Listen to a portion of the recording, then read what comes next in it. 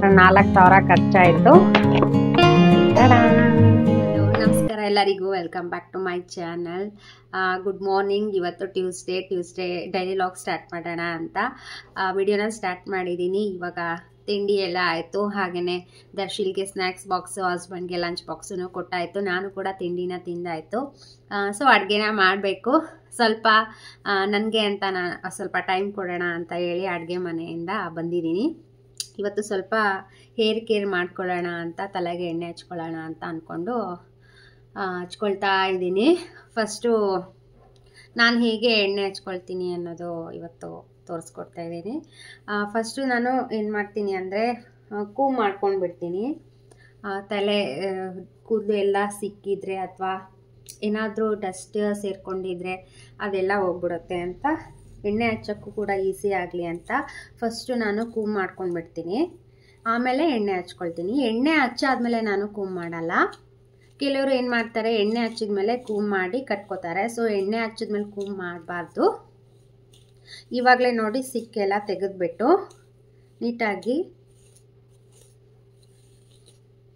ಕೂಮ್ ಮಾಡಿಕೊಂಡ್ರೆ ಎಣ್ಣೆ ಹಚ್ಚೋಕ್ಕೂ ಕೂಡ ಈಸಿ ಆಗುತ್ತೆ. ಎಣ್ಣೆ ಒಂದೊಂದು ಕೂದಲುಗೂ ಕೂಡ ಚೆನ್ನಾಗಿ ಅಂಟ್ಕೊಳ್ಳುತ್ತೆ, ಹೀರ್ಕೊಳ್ಳುತ್ತೆ. ಸೊ ಕೂಮ್ ಮಾಡಿದ ಮೇಲೆ ನೆಕ್ಸ್ಟ್ ಸ್ಟೆಪ್ಪು ಈ ಥರ ಎಲ್ಲ ಪಾರ್ಟಿಷನ್ ಮಾಡ್ಕೋಬೇಕು. ಸ್ವಲ್ಪ ಇಲ್ಲಿ ಎಣ್ಣೆ ಹಚ್ಕೊಂಡೆ ನಾನು. ಈಗ ಎಣ್ಣೆಗೆ ನಾನು ಪ್ಯೂರ್ ಕೋಕೋನಟ್ ಆಯಿಲ್, ಗಾಣದ ಎಣ್ಣೆ ಜೊತೆಗೆ ಆಲಿವ್ ಆಯಿಲ್ ಸೇರಿಸ್ಕೊಂಡಿದ್ದೀನಿ. ಆಲಿವ್ ಆಯಿಲ್ ಹಾಕೊಳೋದ್ರಿಂದ ತುಂಬಾ ಸಾಫ್ಟ್ ಅನಿಸುತ್ತೆ ಕೂದಲು. ನೀವೊಂದ್ಸಲ ಟ್ರೈ ಮಾಡಿ. ಜೊತೆಗೆ ಆಲ್ಮಂಡ್ ಆಯಿಲ್ ಮತ್ತು ವಿಟಮಿನ್ ಇ ಕ್ಯಾಪ್ಸೂಲ್ನು ಕೂಡ ಆ್ಯಡ್ ಮಾಡ್ಕೋಬೋದು. ಸೊ ಇವತ್ತು ನಾನು ಅದು ಎರಡನ್ನೂ ಹಾಕ್ಕೊಂಡಿಲ್ಲ, ಇದ್ರೆ ಹಾಕೋಬೋದು. ತುಂಬಾ ಚೆನ್ನಾಗಾಗತ್ತೆ ಕೂದಲು, ರೂಟಿಂದನೂ ಬೆಳೆಯುತ್ತೆ. ಮತ್ತು ಈ ಗ್ರೇ ಏರ್ ಏನಾದರೂ ಆಗ್ತಾಯಿದ್ರೆ ಅದು ಕೂಡ ಕಂಟ್ರೋಲ್ ಆಗುತ್ತೆ. ತುಂಬ ರಫ್ ಇರೋ ಕೂದಲು ಕೂಡ ಸಾಫ್ಟಾಗಿ ಆಗುತ್ತೆ. ಸೊ ಅಪ್ಲೈ ಮಾಡ್ಕೊಳ್ತೀನಿ. ಈಗ ಲೈಟಾಗಿ ಬಿಸಿ ಮಾಡ್ಕೊಂಡಿದ್ದೀನಿ, ಜಾಸ್ತಿ ತುಂಬ ಬಿಸಿ ಏನು ಮಾಡ್ಕೊಂಡಿಲ್ಲ. ಈ ಥರ ಈ ರೂಟ್ಸ್, ಈ ಸ್ಕ್ಲ್ಯಾಪ್ ಏನಿರುತ್ತಲ್ಲ, ಇಲ್ಲಿಂದ ಎಣ್ಣೆ ಹಚ್ಕೊಂಡು ಬರ್ತೀನಿ ನಾನು ಎಣ್ಣೆ ಹಚ್ಚಿ ತುಂಬ ಹೊತ್ತು ಬಿಡಲ್ಲ. ಜಾಸ್ತಿ ಎಣ್ಣೆ ಹಚ್ಚಿದ್ರೆ ನನಗೆ ತುಂಬ ತಲೆನೋವು ಬಂದಂಗೆ ಆಗುತ್ತೆ ಅಥವಾ ಶೀತ ಬಂದಂಗೆ ಆಗುತ್ತೆ. ಸೊ 1 ಅವರ್ ಮ್ಯಾಕ್ಸಿಮಮ್ 2 ಅವರ್ ಅಷ್ಟೇ ನಾನು ತಲೆ ಸ್ನಾನ ಮಾಡ್ಕೊಂಡು ಬಿಡ್ತೀನಿ. ಹಾಗೆ ನೀವು ಯಾವ ಥರ ಹೇರ್ ಕೇರ್ ಮಾಡ್ಕೋತೀರಾ, ಏನೆಲ್ಲ ಎಣ್ಣೆಗಳನ್ನ ಮಿಕ್ಸ್ ಮಾಡಿ ಹಚ್ಕೊಳ್ತೀರಾ ಅನ್ನೋದು ನನಗೆ ಕಮೆಂಟ್ ಮಾಡಿ. ನಾನು ತಲೆಗೆ ಎಣ್ಣೆ ಹಚ್ಕೊಂಡಾದ್ಮೇಲೆ ಮತ್ತೆ ಸಿಗ್ತೀನಿ. ವೀಕ್ಲಿ 2 ಡೇಸ್ ಆದರೂ ಈ ಥರ ಆಯಿಲ್ ಮಸಾಜ್ ಮಾಡ್ಕೊಳ್ಳೋದ್ರಿಂದ ತುಂಬ ಒಳ್ಳೆಯದು. ಹೇರ್ ಗ್ರೋತ್ಗಾಗಲಿ, ಹೇರ್ ಫಾಲ್ಗಾಗಲಿ ತುಂಬ ಬೆನಿಫಿಟ್ಸ್ ಇದೆ ಈ ಥರ ಆಯಿಲ್ ಹಚ್ಕೊಂಡು ತಲೆ ಸ್ನಾನ ಮಾಡೋದ್ರಿಂದ. ಬಟ್ 2 ಡೇಸ್ ಎಲ್ಲ ಆಗೋದಿಲ್ಲ. ಅಟ್ಲೀಸ್ಟ್ ವೀಕ್ಲಿ ಒನ್ಸ್ ಆದರೂ ಈ ಥರ ಹಚ್ಕೊಂಡ್ರೆ ತುಂಬ ಒಳ್ಳೆಯದು. ಬರೀ ಆಯಿಲ್ ಹಚ್ಕೊಳ್ಳೋದ್ರಿಂದ ಹೇರ್ ಕೇರ್ಗಷ್ಟೇ, ಕೂದಲಿಗಷ್ಟೇ ಬೆನಿಫಿಟ್ಸ್ ಇಲ್ಲ. ಈ ಥರ ನಾವು ಮಸಾಜ್ ಮಾಡ್ಕೊಳ್ಳೋದ್ರಿಂದ ನಮಗೂ ಕೂಡ ಸ್ಟ್ರೆಸ್ ಫ್ರೀ ಆಗುತ್ತೆ, ಒಂದು ರಿಲ್ಯಾಕ್ಸ್ ಆಗುತ್ತೆ. ಹಾಗೆಯೇ ಹೇರ್ ಗ್ರೋತ್ಗೂ ಕೂಡ ತುಂಬಾ ಹೆಲ್ಪ್ ಆಗುತ್ತೆ. ಸೊ ನೀವು ಟ್ರೈ ಮಾಡಿ, ಟೈಮ್ ಸಿಕ್ಕಾಗೆಲ್ಲ ಈ ಥರ ಆಯಿಲ್ನ ಮಿಕ್ಸ್ ಮಾಡಿಕೊಂಡು ಹಚ್ಕೊಂಡು ಮಸಾಜ್ ಮಾಡ್ಕೊಳ್ಳಿ. ನಿಮಗೆ ಗೊತ್ತಾಗುತ್ತೆ ರಿಸಲ್ಟ್ ಹೇಗಿದೆ ಅಂತ. ಅದಾದಮೇಲೆ ನಾವು ತುಂಬ ಬಿಸಿ ನೀರಿಂದ ತಲೆ ಸ್ನಾನ ಮಾಡ್ಕೊಳ್ತೀವಿ. ಸೊ ಅಷ್ಟೊಂದು ಬಿಸಿ ನೀರಲ್ಲಿ ತಲೆ ಸ್ನಾನ ಮಾಡ್ಕೋಬಾರ್ದು. ಹಾಗೆಯೇ ತುಂಬ ಕೆಮಿಕಲ್ಸ್ ಇರುವಂಥ ಶಾಂಪೂಗಳನ್ನ ಕೂಡ ಯೂಸ್ ಮಾಡಬಾರ್ದು. ಅದ್ರ ಬದಲು ನಾವು ಸೀಗೆಕಾಯಿ ಅಥವಾ ಕಡಲೆ ಹಿಟ್ಟು ಈ ಥರ ಯೂಸ್ ಮಾಡ್ಬೋದು. ಆಯಿಲ್ ಮಸಾಜ್ ಎಲ್ಲ ಮಾಡ್ಕೊಂಡಾದ್ಮೇಲೆ ಒಂದು ಸ್ಟ್ರಾಂಗಾಗಿ ಟೀ ಕುಡಿಯೋಣ ಅಂತ ಅನಿಸ್ತು. ಯೂಶಲಿ ತಿಂಡಿ ಎಲ್ಲ ಆದಮೇಲೆ, ಕೆಲಸ ಆದಮೇಲೆ ಒಂದ್ಸಲ ಟೀ ಕುಡಿತೀನಿ. ಮುಂಚೆ ಎಲ್ಲ ಇಷ್ಟೊಂದು ಟೀ ಕುಡಿತಾ ಇರಲಿಲ್ಲ. ಇವಾಗ ದಿನದಲ್ಲಿ 2 ಟೈಮ್ಸ್ ಟೀ ಕುಡಿತಾ ಇದ್ದೀನಿ. ಮನೇಲೆಲ್ಲ ಬೈತಾ ಇರ್ತಾರೆ, ಯಾಕೆ ಇಷ್ಟೊಂದು ಟೀ ಕುಡಿತೀಯಾ ಅಂತ. ಬಟ್ ಅದೇನೋ ಅಡಿಕ್ಟ್ ಆಗೋಗ್ಬಿಟ್ಟಿದ್ದೀನಿ. ಸಂಜೆ 1 ಟೈಮು, ಬೆಳಗ್ಗೆ 1 ಟೈಮು, ತಿಂಡಿ ಆದಮೇಲೆ 1 ಟೈಮ್ ಕುಡ್ದಿಲ್ಲ ಅಂದರೆ ಏನೋ ಒಂಥರ ಆಗ್ತಾ ಇರುತ್ತೆ. ಸೊ ಜಿಂಜರ್ ಟೀನ ಮಾಡ್ಕೊಳ್ತಾ ಇದ್ದೀನಿ. ಹಾಗೆ ಬೆಳಿಗ್ಗೆ ಹಸ್ಬೆಂಡ್ ಲಂಚ್ ಬಾಕ್ಸಿಗೆ ಅಂತ ಜೋಳದ ರೊಟ್ಟಿ ಮಾಡಿದ್ದೆ, ಇನ್ನೂ ಸ್ವಲ್ಪ ಜಿಗಿ ಉಳಿಸ್ಕೊಂಡಿದ್ದೀನಿ. ಮಧ್ಯಾಹ್ನಕ್ಕೆ ಬಿಸಿ ರೊಟ್ಟಿ ಮಾಡ್ಕೊಳ್ಳೋಣ ಅಂತ. ಹಾಗೆ ತಿಂಡಿಗೆ ಟೊಮೆಟೊ ಬಾತ್ ಮಾಡಿದ್ದೆ. ತುಂಬ ಜನ ರೊಟ್ಟಿ ಮಾಡೋದು ವಿಡಿಯೋ ಹಾಕು ಅಂತ ಕೇಳ್ತಾ ಇದ್ದೀರಾ. ಅದು ವಿಡಿಯೋ ಮಾಡೋಕ್ಕಾಗ್ತಾ ಇಲ್ಲ. ಮಾಡ್ತೀನಿ, ಯಾಕಂದರೆ ಬೆಳಿಗ್ಗೆ ಟೈಮು ನನಗೆ ವಿಡಿಯೋ ಶೂಟ್ ಮಾಡೋಕ್ಕಾಗೋದಿಲ್ಲ. ಹಾಗಾಗಿ ರೊಟ್ಟಿ ಮಾಡೋ ರೆಸಿಪಿ ತೋರ್ಸೋಕ್ಕಾಗ್ತಾ ಇಲ್ಲ. ರೊಟ್ಟಿ ಜೊತೆಗೆ ಬದನೆಕಾಯಿ ಎಣ್ಗಾಯಿ ಮಾಡಿದ್ದು. ಬೇಗ ಆಗಲಿ ಅಂತ ಕುಕ್ಕರಲ್ಲಿ ಮಾಡಿದೆ. ಬೇರೆ ಕೆಲಸ ಮಾಡಿಕೊಂಡು 2 ವಿಷಲ್ ಕೂಗಿಸ್ಕೊಂಡ್ಬಿಟ್ಟೆ. ಹಾಗಾಗಿ ಬದನೆಕಾಯಿ ಸ್ವಲ್ಪ ಜಾಸ್ತಿನೇ ಬೆಂದೋಗ್ಬಿಡ್ತು. ಟೀ ಮಾಡಿಕೊಂಡು ಸ್ವಲ್ಪ ಹೊತ್ತು ಟಿ ವಿ ನೋಡಿಕೊಂಡು ಹಾಗೆ ಮೊಬೈಲ್ ನೋಡಿಕೊಂಡು ಟೀ ಕುಡಿದು ಟೈಮ್ ಸ್ಪೆಂಡ್ ಮಾಡ್ಕೊಂಡು ಮತ್ತೆ ಅಡುಗೆ ಮನೆಗೆ ಬಂದೆ. ಅಷ್ಟರಲ್ಲಿ ಅಪ್ಪಾಜಿಗೆ ಅಕ್ಕಿ ತೊಗೊಂಬರಕ್ಕೆ ಹೇಳಿದ್ದೆ, ತೊಗೊಂಬಂದು ಕೊಟ್ಟರು. ನಾನು ತುಂಬ ಅಕ್ಕಿ ಏನು ಜಾಸ್ತಿ ಅಕ್ಕಿ ತರಿಸೋದಿಲ್ಲ. ಅಂದರೆ ಒಂದ್ಸಲ ಖಾಲಿ ಆದರೆ 3 kg 5 kg ಈ ಥರ ತರಿಸಿ ಇಟ್ಕೊಳ್ತೀನಿ. ಅಕ್ಕಿಗೆ ಹುಳ ಆಗಬಾರ್ದು ಅಂತ ಪುಲಾವ್ ಎಲೆ ಹಾಗೆ ಮತ್ತು ಬ್ಯಾಡಗಿ ಮೆಣಸಿನ್ಕಾಯಿನ ಹಾಕಿ ಇಟ್ಟಿರ್ತೀನಿ. ಹುಳ ಅಂತೂ ಆಗೋದೇ ಇಲ್ಲ. ನನಗೂ ಗೊತ್ತಿರಲಿಲ್ಲ, ಹೀಗೆ ಯೂಟ್ಯೂಬಲ್ಲಿ ನೋಡಿಕೊಂಡು ಟ್ರೈ ಮಾಡಿದೆ. ಬಟ್ ಈ ಟಿಪ್ಪು ತುಂಬ ಯೂಸ್ಫುಲ್ ಆಗಿದೆ ನನಗೆ.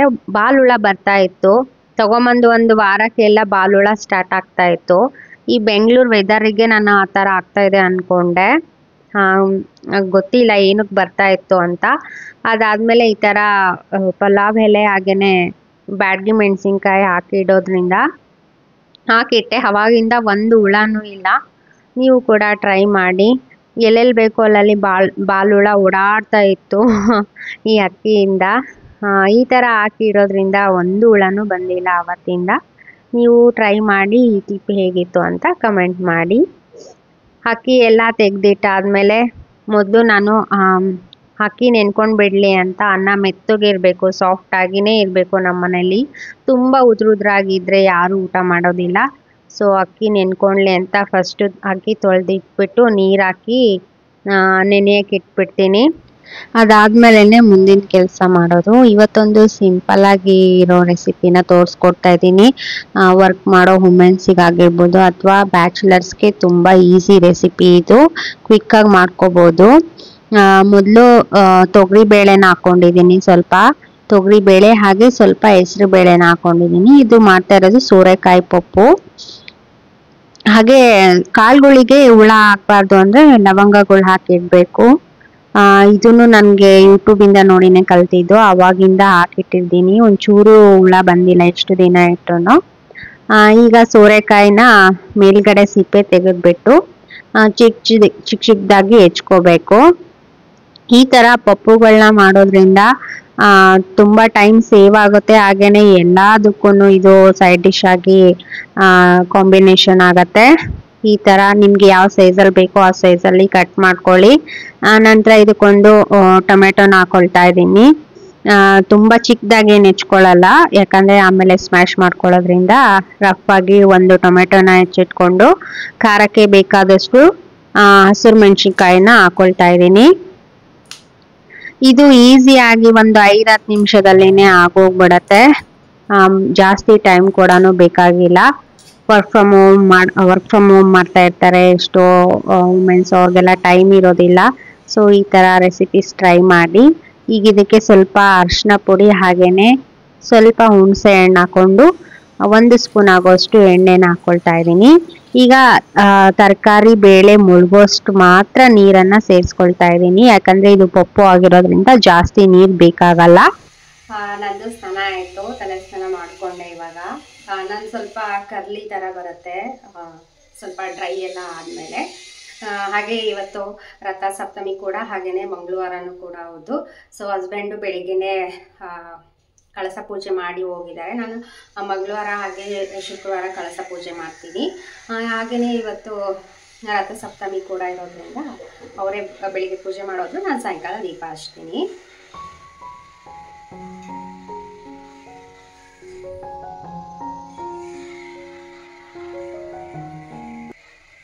ಲಿಂಗಾಯತರಿಗೆಲ್ಲ ವಿಭೂತಿ ಇದ್ರೆ ಇಲ್ಲದೆ ಇದ್ರೆ ನಡೆಯೋದೇ ಇಲ್ಲ.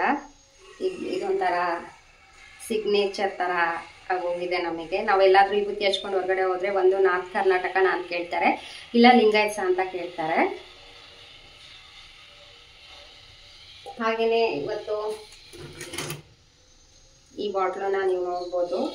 ಮೊನ್ನೆ ಹಸ್ಬೆಂಡ್ ಕುಂಭಮೇಳಕ್ಕೆ ಹೋದಾಗ ತೊಗೊಂಬಂದಿದ್ದು, ಅಲ್ಲಿಂದ ತ್ರಿವೇಣಿ ಸಂಗಮದಿಂದ ತಂದಿರೋದು ಗಂಗಾಜಲ. ತಂದಿದ್ದ ದಿನನೇ ನಾನು ಪೂಜೆ ಮಾಡಿಕೊಂಡು ಒಳಗಡೆ ತಗೊಂಡೆ. ಇದನ್ನು ಡೈಲಿ ಸ್ವಲ್ಪ ಪೂಜೆ ಮಾಡೋ ಟೈಮಲ್ಲಿ ಅಥವಾ ಸ್ನಾನ ಮಾಡ್ಕೊಂಡು ಬಂದಿದ ತಕ್ಷಣ ಮನೆಗೆಲ್ಲ ಕ್ಷಮಿಸೋದು ಅಥವಾ ನಮಗೆ ಹಿಂಗೆ ಈ ಥರ ಕ್ಷಮಿಸ್ಕೊಳ್ಳೋದು ಮಾಡಿದ್ರೆ ತುಂಬಾ ಒಳ್ಳೆಯದಾಗುತ್ತೆ. ನಮಗಂತೂ ಹೋಗೋಕ್ಕಾಗಿಲ್ಲ, ಅಥವಾ ಅವ್ರು ತೊಗೊಂಬಂದಿದ್ದು ನೀರು ಗಂಗಾಜಲನಾದರೂ ನಾವು ಈ ಥರ ಯೂಸ್ ಮಾಡ್ಕೋಬೋದು. ಸೊ ನಾವು ಬಂದಷ್ಟೇ ಒಂದು ಪಾಸಿಟಿವ್ನೆಸ್ ಬರುತ್ತೆ, ನಮಗೂ ಕೂಡ ಒಳ್ಳೆಯದಾಗುತ್ತೆ. ಸೊ ನಂದು ಪೂಜೆ ಆಯಿತು. ದರ್ಶಿಲ್ ಬರ್ತಾನೆ ಇವಾಗ ಸ್ಕೂಲಿಂದ. ಹಾಗೆ ನಾವು ಅಪ್ಪಾಜಿ ಇದ್ದಾರಲ್ಲ, ಅವರು ಗುಲ್ಕನ್ ಮನೇಲೇ ಮಾಡೋಣ ಅಂತ ರೋಸ್ ಪೆಟಲ್ಸ್ನೆಲ್ಲ ಈ ಥರ ತೊಳೆದ್ಬಿಟ್ಟು ಇಟ್ಟಿದ್ದಾರೆ ಡ್ರೈ ಆಗೋದಕ್ಕೆ. ಮಾಡ್ತಾರೆ, ತುಂಬ ಚೆನ್ನಾಗಿ ಮಾಡ್ತಾರೆ. ಹೊರಗಡೆ ತಂದಿರೋದು ತುಂಬ ಕಾಸ್ಟ್ಲಿ, ಹಾಗೆಯೇ ತುಂಬ ಶುಗರ್ ಸಿರಪ್ಪನ್ನ ಹಾಕಿರ್ತಾರೆ. ಮನೇಲಿ ನಾವು ಜೇನುತುಪ್ಪ ಅಥವಾ ಕಲ್ಲು ಸಕ್ಕರೆನ ಯೂಸ್ ಮಾಡಿಕೊಂಡು ಮಾಡ್ಬೋದು. ಮಾಡಿದ್ರು ಒಂದು ಸಲ, ತುಂಬ ಚೆನ್ನಾಗಾಗಿತ್ತು. ದರ್ಶಿಲ್ ತುಂಬ ಇಷ್ಟಪಟ್ಕೊಂಡು ತಿಂದ, ಹಾಗಾಗಿ ಮತ್ತೆ ಮಾಡೋಣ ಅಂತ ಮಾಡ್ತಾಯಿದ್ದಾರೆ. ದರ್ಶಿಲ್ ಬಂದ ಅನಿಸುತ್ತೆ.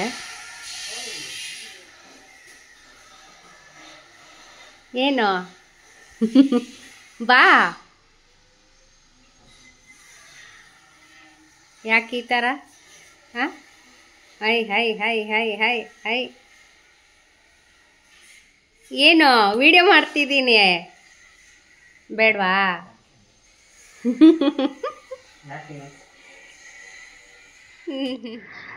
ನಾನೀಗ 3 ವಿಷಲ್ನ ಕೂಗಿಸ್ಕೊಂಡು ಇಟ್ಕೊಂಡಿದ್ದೀನಿ. ರೆಡಿ ಮಾಡಿ ಇಟ್ಟು ನಾನು ಸ್ನಾನಕ್ಕೆ ಹೋಗಿ ಬಂದಾದಮೇಲೆ 3 ವಿಷಲ್ನ ಕೂಗಿಸ್ಕೊಂಡೆ. ಬೇಗನೆ ವಿಷಲ್ ಆಗೋಗುತ್ತೆ ಅಲ್ವಾ, ಹಾಗಾಗಿ. ಸೊ ಈಗ ಜಾಸ್ತಿ ನೀರಿದ್ದರೆ ನೀರನ್ನ ಸೈಡಲ್ಲಿ ತೆಗೆದಿಟ್ಬಿಟ್ಟು ನೀವು ಸ್ಮ್ಯಾಶ್ ಮಾಡ್ಕೊಳ್ಳಿ, ಈ ಥರ ಮಸ್ಕೋಬೇಕು. ಇಲ್ಲ ಸ್ವಲ್ಪ ನೀರಿದೆ, ನಮಗೆ ಸ್ವಲ್ಪ ಬಾಯಿಗೆ ಸಿಗಬೇಕು, ತುಂಬ ನುಣ್ಣಗೆ ಸ್ಮ್ಯಾಶ್ ಆಗಬಾರ್ದು ಅಂದರೆ ನೀರು ಜೊತೆಗೇ ಸ್ವಲ್ಪ ಸ್ಮ್ಯಾಶ್ ಮಾಡ್ಕೊಳ್ಳಿ. ಈ ಥರ ಆಗಿದೆ, ಬೇಳೆಲ್ಲ ಚೆನ್ನಾಗಿ ಸ್ಮ್ಯಾಶ್ ಆಗಿದೆ. ಅಲ್ಲಲ್ಲಿ ಸೋರೆಕಾಯಿ ಪೀಸ್ಗಳು ಸಿಗುತ್ತೆ. ಈಗ ಇದಕ್ಕೆ ರುಚಿಗೆ ತಕ್ಕಷ್ಟು ಉಪ್ಪು ಸೇರಿಸ್ಕೊಂಡು 1 ಕುದಿ ಬರೋವರೆಗೂ ಕುದಿಸ್ಕೋಬೇಕು. ಇಷ್ಟೇ ಟೈಮ್ ಇಲ್ಲ ಅಂದರೆ ಪಪ್ಪು ರೆಡಿ. ಬೇಕು ಅಂದರೆ ಇದಕ್ಕೊಂದು ಒಗ್ಗರಣೆ ಹಾಕೋಬೋದು. ಎಣ್ಣೆ ಅಥವಾ ತುಪ್ಪನ ಸೇರಿಸ್ಕೊಂಡು ಸಾಸಿವೆ, ಜೀರಿಗೆ, ಕಡಲೆಬೇಳೆ, ಉದ್ದಿನಬೇಳೆನ ಸೇರಿಸ್ಕೊಂಡು ಒಂದು ಒಗ್ಗರಣೆ ಕೊಟ್ಕೊಂಡ್ರೆ ನಿಮಗೆ ಪಪ್ಪು ರೆಡಿ ಆಗೋಗುತ್ತೆ. ನಾನಿಲ್ಲಿ ಈರುಳ್ಳಿ ಬೆಳ್ಳುಳ್ಳಿ ಯೂಸ್ ಮಾಡಿಲ್ಲ. ನೀವು ಈರುಳ್ಳಿ ಬೆಳ್ಳುಳ್ಳಿ ತಿನ್ನೋಕೆ ಇಷ್ಟ ಅನ್ನೋರು ಇದೆರಡೂ ಕುಕ್ಕರ್ ಎಲ್ಲ ಬೇಯಿಸೋಕೆ ಹಾಕ್ತಿರಲ್ಲ ಆವಾಗಲೇ ಸೇರಿಸ್ಕೋಬೋದು, ತುಂಬ ಚೆನ್ನಾಗಿರುತ್ತೆ. ಪಪ್ಪು ಒಂದು 10 ನಿಮಿಷದಲ್ಲಿ ರೆಡಿ ಆಗೋಯ್ತು. ನೀವು ಇದೇ ಥರ ಪಾಲಕ್ ಸೊಪ್ಪು ಮಾಡ್ಬೋದು, ಹಾಗೆ ಹೀರೆಕಾಯಿ, ಸೋರೆಕಾಯಿ ಪಪ್ಪು ಕೂಡ ಮಾಡ್ಬೋದು. ತುಂಬ ಚೆನ್ನಾಗಿರುತ್ತೆ. ಮಕ್ಕಳು ಬರೀ ತರಕಾರಿ ಪಲ್ಯ ಮಾಡಿಕೊಟ್ರೆ ತಿನ್ನಲ್ಲ, ಈ ಥರ ನೀವು ಮಾಡಿಕೊಡಿ, ಮಕ್ಕಳು ಇಷ್ಟಪಟ್ಕೊಂಡು ತಿಂತಾರೆ. ಹಾಗೆ ಬೇಗನೂ ಕೂಡ ಮಾಡ್ಕೋಬೋದು. ಮಧ್ಯಾಹ್ನಕ್ಕೆ ಸ್ವಲ್ಪ ಬಿಸಿ ರೊಟ್ಟಿ ಮಾಡ್ಕೊಳ್ಳೋಣ ಅಂತ ಜಿಗಿ ಇತ್ತು ಅಲ್ವಾ, ಆ ಜಿಗಿಗೆ ಇನ್ನೊಂದು ಸ್ವಲ್ಪ ಹಿಟ್ಟು ಸೇರಿಸ್ಕೊಂಡು ಚೆನ್ನಾಗಿ ನಾದ್ಕೊಳ್ತಾ ಇದ್ದೀನಿ. ನೀವು ಎಷ್ಟು ಚೆನ್ನಾಗಿ ನಾದ್ಕೊಳ್ತೀರೋ ಅಷ್ಟು ಚೆನ್ನಾಗಿ ರೊಟ್ಟಿ ಬರುತ್ತೆ. ನೀವು ಲಟ್ಟಿಸುವಾಗ ಉದ್ದೋವಾಗ ಎಡ್ಜಸ್ ಎಲ್ಲ ಒಡ್ಕೊಳ್ಳಲ್ಲ, ಹಾಗಾಗಿ ಚೆನ್ನಾಗಿ ನಾದ್ಕೋಬೇಕು. ನಾದ್ಕೊಂಡ್ರೆ ರೊಟ್ಟಿ ಚೆನ್ನಾಗಿ ಬರೋದು. ಸ್ಟಾರ್ಟಿಂಗ್ ಮಾಡೋರಿಗೆ ಬರೀ ಜಿಗಿ ಹಿಟ್ಟಲ್ಲಿನೇ ಮಾತ್ರ ರೊಟ್ಟಿನ ಮಾಡಬೇಕಾಗತ್ತೆ. ಈಗ ಅಕ್ಕಿ ರೊಟ್ಟಿ ಹೇಗೆ ಮಾಡ್ತೀರಲ್ಲ, ಸೇಮ್ ಅದೇ ಪ್ರೊಸೀಜರ್ನೇ ಜೋಳದ ರೊಟ್ಟಿ ಕೂಡ ಮಾಡೋದು. ಸ್ವಲ್ಪ ಎಕ್ಸ್ಪೀರಿಯೆನ್ಸ್ ಇರೋರು ಏನು ಮಾಡ್ತಾರೆ, ಸ್ವಲ್ಪ ಜಿಗಿ ಮಾಡಿಕೊಂಡು ಅದಕ್ಕೆ ಎಕ್ಸ್ಟ್ರಾ ಹಿಟ್ಟು ಸೇರಿಸ್ಕೊಂಡು ನಾದ್ಕೊಂಡು ರೊಟ್ಟಿನ ಮಾಡ್ತಾರೆ. ಇದು ಬಡ್ದಿರೋ ರೊಟ್ಟಿ ಥರನೇ ಟೇಸ್ಟ್ ಬರುತ್ತೆ. ಜಿಗಿಯಲ್ಲಿನೇ ಮಾಡಿರೋಂಥ ರೊಟ್ಟಿ ತುಂಬ ಟೇಸ್ಟಲ್ಲಿ ಡಿಫ್ರೆನ್ಸ್ ಆಗುತ್ತೆ. ಈಗ ಈ ಥರ ಲೈಟಾಗಿ ಉತ್ಕೋಬೇಕಾಗತ್ತೆ. ಎಡ್ಜಸ್ ಎಲ್ಲ ಒಡ್ಕೊಳ್ಳೋದಿದ್ರೆ ಈ ಥರ ನೀವು ಒಂದು ಕಟ್ಕೊಂಡ್ಬಿಟ್ಟು ಈ ಥರ ಉತ್ಕೋಬೇಕು. ಲೈಟಾಗಿಯೇ ಉದ್ದಬೇಕು, ಜಾಸ್ತಿ ಪ್ರೆಸ್ ಮಾಡಿ ಉದ್ದೋಂಗಿಲ್ಲ. ಈ ಥರ ಎಡ್ಜಸ್ ಏನು ನಾನು ತೋರಿಸ್ತಾ ಇದ್ದೀನಿ ವಿಡಿಯೋದಲ್ಲಿ ಅಲ್ಲಷ್ಟೇ ನೀವು ಉತ್ಕೊಳ್ತಾ ಬಂದರೆ ರೌಂಡ್ ಶೇಪ್ ಆಗೋ ಬರುತ್ತೆ. ಹಾಗೆ ರೊಟ್ಟಿ ಎಲ್ಲೂ ಕಿತ್ತೋಗಲ್ಲ. ನೀವು ಮಧ್ಯಕ್ಕೆ ಉತ್ಕೊಂಡು ಚಪಾತಿ ಉದ್ದೋ ಥರ ಉತ್ಕೊಂಡು ಬಂದರೆ ಮಧ್ಯ ಎಲ್ಲ ಕಿತ್ತೋಗುತ್ತೆ. ನೋಡಿ, ಈಗ ನಾನು ವಿಡಿಯೋದಲ್ಲಿ ತೋರಿಸ್ತಾ ಇದ್ದೀನಿ, ಎಡ್ಜಸ್ ಮಾತ್ರ ನಾನು ಲೈಟಾಗಿ ರೋಲ್ ಮಾಡ್ತಾ ಇದ್ದೀನಿ. ಈ ಥರ ಮಾಡಿದ್ರೆ ಎಷ್ಟು ತೆಳ್ಳ ಬೇಕಾದರೂ ನೀವು ರೊಟ್ಟಿನ ಉತ್ಕೋಬೋದು, ಎಲ್ಲೂ ಕಿತ್ತೋಗಲ್ಲ, ಅಷ್ಟೇ ಟೇಸ್ಟಿಯಾಗೂ ಕೂಡ ಇರುತ್ತೆ. ಈಗ ಎಲ್ಲರೂ ಜೋಳದ ರೊಟ್ಟಿ ತಿನ್ನೋದಕ್ಕೆ ಸ್ಟಾರ್ಟ್ ಮಾಡಿದ್ದಾರೆ. ಸೊ ಹಾಗಾಗಿ ನನಗೆ ತುಂಬ ಜನ ಕೇಳ್ತಾ ಇದ್ದಾರೆ ಜೋಳದ ರೊಟ್ಟಿ ವಿಡಿಯೋ ಮಾಡೋಕ್ಕೆ ಇಂಟ್ರೆಸ್ಟ್ ಇದೆ, ಬಟ್ ಗೊತ್ತಾಗ್ತಿಲ್ಲ ಅಥವಾ ಹೇಗೆ ಮಾಡೋದು, ಮಾಡಿದ್ರೂ ಕಿತ್ತೋಗುತ್ತೆ ಅಂತ ತುಂಬ ಜನ ಹೇಳ್ತಾ ಇದ್ದೀರಾ. ನೆಕ್ಸ್ಟ್ ವಿಡಿಯೋದಲ್ಲಿ ನಾನು ತೋರಿಸೋದಕ್ಕೆ ಟ್ರೈ ಮಾಡ್ತೀನಿ. ಸೊ ಇವಾಗ ಕಾದಿರೋ ತವಾ ಮೇಲೆ ರೊಟ್ಟಿನ ಹಾಕ್ಕೊಂಡು ಸ್ವಲ್ಪ ನೀರು ಹಚ್ಚಿ ಬೇಯಿಸ್ಬೇಕು. ಅದಾದಮೇಲೆ ಈ ಥರ ಒಂದು ಬಿಳಿ ಬಟ್ಟೆನ ತಗೊಂಡು ನೀಟಾಗಿ ಒಂದೊಂದು ಕಡೆಗೆ ಪ್ರೆಸ್ ಮಾಡ್ಕೊಳ್ತಾ ಬೇಯಿಸ್ಕೊಂಡ್ರೆ ಜೋಳದ ರೊಟ್ಟಿ ರೆಡಿ ಆಗೋಗುತ್ತೆ. ಊಟದ ಟೈಮ್ ಕೂಡ ಆಯಿತು. ಸೊ ಊಟ ಮಾಡೋಣ ಅಂತ ಹಾಕೊಳ್ತಾ ಇದ್ದೆ ಜೋಳದ ರೊಟ್ಟಿ, ಹಾಗೆ ಬೆಳಿಗ್ಗೆ ಮಾಡಿರೋಂಥ ಬದನೆಕಾಯಿ ಎಣ್ಗಾಯಿ ಪಲ್ಯ, ಹಾಗೇನೆ ಸೋರೆಕಾಯಿ ಪಪ್ಪು.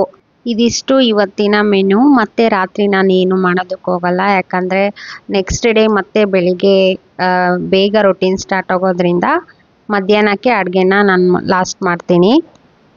ಈಗ ಊಟ ಆಯಿತು. ನಮ್ಮದು ಹೇರ್ ಡ್ರೈ ಆದಮೇಲೆ ನೋಡಿ ಯಾವ ಥರ ಕಾಣಿಸುತ್ತೆ ಅಂತ. ಈ ಥರ ಇದೆ ನಂದು. ಮತ್ತೆ ಮಾಡಿದ್ರೆ ಈ ಥರ ಕರ್ಲಿ ಇರೋದು ಹೊರಟೋಗ್ಬಿಡತ್ತೆ. ಈ ಥರ ಅಂದ್ರೇನು ತುಂಬ ವಾಲ್ಯೂಮ್ ಇದೆ ಅಂತಲೂ ಹೇಳೋಂಗಿಲ್ಲ, ತಿನ್ನಾಗೆ ಇದೆ. ಸೊ ಇವಾಗ ಕೂದಲು ಬಿಟ್ಕೊಂಡ್ರೆ ಮಾತ್ರ ಇಷ್ಟೊಂದು ಕೂದಲು ಇದೆ ಅಂತ ಅನಿಸುತ್ತೆ. ಈ ಥರ ನನ್ನ ಕೂದಲು. ಸೊ ಊಟ ಎಲ್ಲ ಆಯಿತು. ನಾನು ಲಾಸ್ಟ್ ವಿಡಿಯೋದಲ್ಲಿ ಹೇಳಿದ್ದೆ ಕಲರ್ ಬಾರ್ದಲ್ಲಿ ನಾನು ಮೇಕಪ್ ಐಟಮ್ಸ್ನ ತೊಗೊಂಡಿದ್ನಲ್ಲ, ಅದನ್ನು ನೆಕ್ಸ್ಟ್ ವಿಡಿಯೋದಲ್ಲಿ ತೋರಿಸ್ತೀನಿ ಅಂತ. ಸೊ ಇವತ್ತು ತೋರಿಸ್ತೀನಿ. ಒಂದು 3,500 ಅಥವಾ 4,000 ಖರ್ಚಾಯಿತು. ಒಂದ್ಸಲ ಅಷ್ಟೇ, ಒನ್ ಟೈಮ್ ಇನ್ವೆಸ್ಟ್ಮೆಂಟ್ ಅಂತಲೇ ಹೇಳೋಕ್ಕಾಗಲ್ಲ. ಬಟ್ ಮೇಕಪ್ ಐಟಮ್ಸ್ ಚೆನ್ನಾಗಿಲ್ಲ ಅಂದರೆ ಮೇಕಪ್ ಮಾಡ್ಕೊಳಕ್ಕೆ ಭಯ ಆಗುತ್ತೆ. ಮೊದಲೇ ಸ್ಕಿನ್ನು ತುಂಬ ಸೆನ್ಸಿಟಿವು. ಯಾವುದ್ಯಾವುದೋ ತೊಗೊಂಡು ಹಚ್ಕೊಂಡ್ರೆ ಸ್ಕಿನ್ ಎಲ್ಲ ಡ್ಯಾಮೇಜ್ ಆಗೋ ಚಾನ್ಸಸ್ ಇರುತ್ತೆ ಅಂತ ಸ್ವಲ್ಪ ನಾನು ನೋಡಿಕೊಂಡು ನನ್ನ ಸ್ಕಿನ್ಗೆ ಯಾವುದು ಸೂಟ್ ಆಗುತ್ತೆ ಅಂತ ನೋಡಿ ತೊಗೊಳ್ತೀನಿ. ಅದರಲ್ಲಿ ನನಗೆ ಮುಂಚೆಯಿಂದನೂ ಈ ಕಲರ್ ಬಾರ್ ಪ್ರಾಡಕ್ಟ್ಸ್ ಇಷ್ಟ ಆಗಿದೆ. ಹಾಗೆ ಸ್ಕಿನ್ಗೂ ಏನೂ ಡ್ಯಾಮೇಜ್ ಆಗಿಲ್ಲ. ಹಾಗಾಗಿ ನಾನು ಈ ಕಲರ್ ಬಾರ್ದೇ ಕಂಟಿನ್ಯೂ ಮಾಡ್ತೀನಿ. ಸೊ ಏನೆಲ್ಲ ತೊಗೊಂಡೆ ಅಂತ ಹೇಳಿದ್ರೆ, ಲಿಪ್ಸ್ಟಿಕ್ಕು, ಫೌಂಡೇಶನ್ನು, ನೆಕ್ಸ್ಟ್ ಪ್ರೈಮರು, ಕಾಜಲ್ಲು ತೋರಿಸ್ತೀನಿ ಒಂದೊಂದೇ ತೆಗೆದುಬಿಟ್ಟು.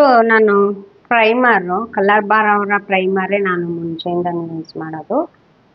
ತುಂಬ ಚೆನ್ನಾಗಿದೆ ಈ ಕಲರ್ ಬಾರ್ ಪ್ರೈಮರು. ಇದೇನು ಪೋರ್ಸ್ ಕಾಣಿಸುತ್ತೆ ಅಲ್ವಾ, ಚಿಕ್ಕದಾಗಿ ಪಿಂಪಲ್ ಆಗಿರೋದು, ಅದನ್ನು ಅಪ್ಲೈ ಮಾಡಿದ ತಕ್ಷಣವೇ ಡಿಫ್ರೆನ್ಸ್ ಗೊತ್ತಾಗ್ಬಿಡುತ್ತೆ ನಮಗೆ. ಒಂದು ಸೈಡಿಂದ ಇನ್ನೊಂದು ಸೈಡ್ಗೆ ಫುಲ್ ಈವನ್ ಆಗಿ ಸ್ಕಿನ್ ಆಗುತ್ತೆ. ತುಂಬಾ ಇಷ್ಟ ನನಗೆ ಈ ಕಲರ್ ಬಾರ್ ಪ್ರೈಮರು. ಈ ಕಲರ್ ಬಾರು ಎಲ್ಲ ಸ್ಕಿನ್ ಟೈಪ್ ಅವ್ರಿಗೂ ಮ್ಯಾಚ್ ಆಗುತ್ತೆ. ಇದ್ರ ಪ್ರೈಸ್ ಬಂದ್ಬಿಟ್ಟು 950 ರುಪೀಸು.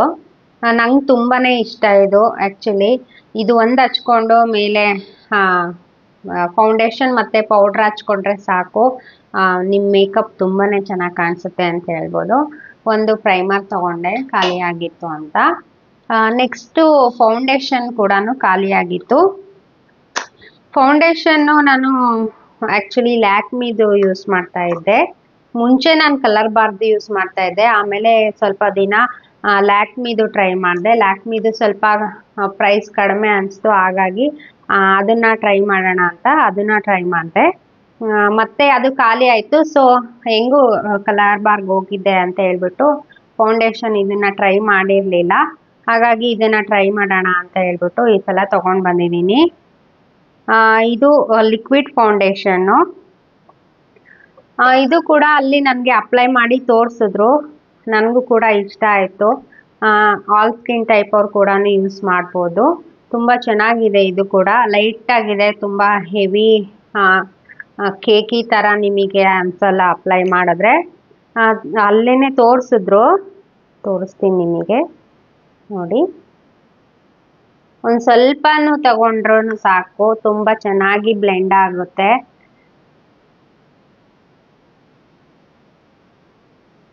ನಿಮ್ಮ ಸ್ಕಿನ್ ಟೋನ್ಗೆ ಅವರು ತೋರಿಸ್ಬಿಟ್ಟು ಹೇಳ್ತಾರೆ ಯಾವುದು ಮ್ಯಾಚ್ ಆಗುತ್ತೆ ಅಂತ.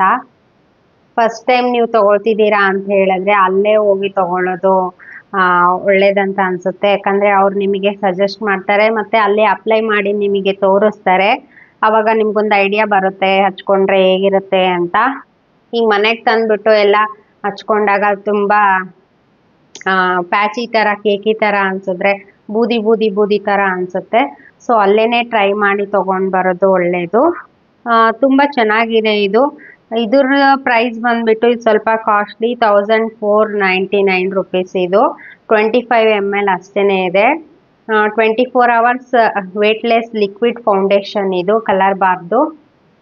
ನನಗೆ ಪರ್ಸ್ನಲಿ ಇದು ತುಂಬ ಇಷ್ಟ ಆಗಿದೆ.